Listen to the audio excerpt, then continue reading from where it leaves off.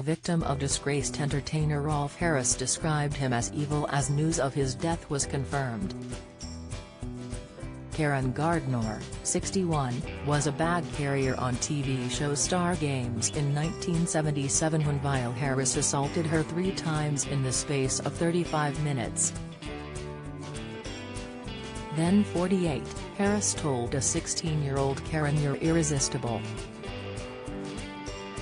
As news of a pedophile's death broke yesterday, Karen pointed to a statement she had made one day earlier in the aftermath of a new ITVX documentary. In that, she said, "Very few of us escape the impact of evil people. What we have to do is expose them, share and stand together to dilute the pain." For me it was #Rolf Harris, but he inflicted much worse on other girls. After his death aged 93 was announced, it emerged that Harris had been cremated in a secret ceremony. The family favorite turned convicted child sex offender died in his £7 million mansion on May 10. His death certificate was registered yesterday, confirming he died of neck cancer and frailty of old age. Shortly afterwards his family released a statement via Harris's solicitor, saying, "Rolf Harris recently died peacefully surrounded by family and friends and has now been laid to rest. They ask that you respect their privacy. No further comment will be made." Harris died just days before a documentary aired on ITVX named Rolf Harris, Hiding in Plain Sight, in which victims waived their right to anonymity to reveal how the pervert humiliated young girls and sexually assaulted women over decades of his life. The fallen TV star was diagnosed with neck cancer last year, having been freed from prison in 2017. He was convicted in 2014 of 12 counts of indecent assault on 4 girls.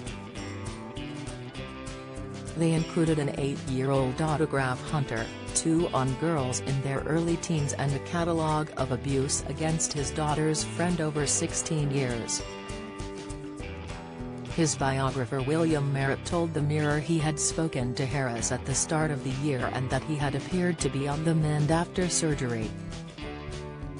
But neighbors said an influx of care workers were seen entering Evil Harris's house 1 week before he died.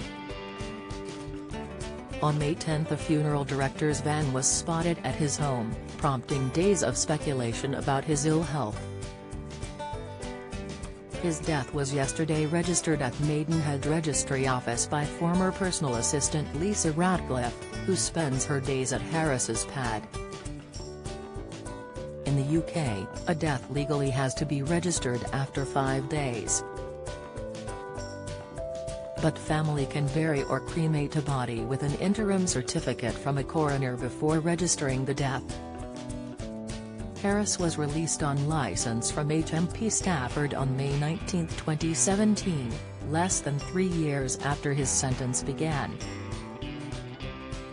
But the Mirror revealed in 2019 that Harris had walked into a school playground close to his home, having to be escorted off by the head teacher. Cops had to remind the artist of his license conditions. Neighbors in Harris's exclusive neighborhood had confirmed his death to the Mirror shortly after he passed away, but his family had refused to comment. Despite his vile acts and convictions, many of his wealthy neighbors still stand by Harris. A residents' WhatsApp group for members of the estate's Fisheries Residents Association, seen by the Mirror, wished Rolf RIP in messages. One neighbor told the Mirror immediately after his death, "People around here were very conscious of what happened last time, when the Mirror revealed Rolf had walked into a local schoolyard, so they wanted it to remain quiet until all the members of his family and close friends learned about it. I know he has been ill for some time. He used to be out in his garden from time to time." She said he was the life and soul of residents' street parties. Rolf's wife Owen is believed to still be in the home. Their daughter Bindi, 59, refused to comment when approached by media last week. Before his death, Harris was being sued by an alleged victim who claims the disgraced pedophile sexually assaulted her at an Australian adventure camp when she was 10 years old and in foster care, in 1982. She says after one of Harris's performances, she and other children were introduced to him. The woman said she had spilt wax on her dress and was trying to pick it off when Harris offered to help. "That's when he said he could help me get the wax off," the woman said in her claim. It started off helpful, but she claims the exchange quickly became sinister and sick. Harris dragged her onto his lap and moved his hands up her leg and under her skirt, before he sexually assaulted her. "I remember feeling petrified, terrified and panicked," she said. She said she tried to call and scream before she ran away from Harris.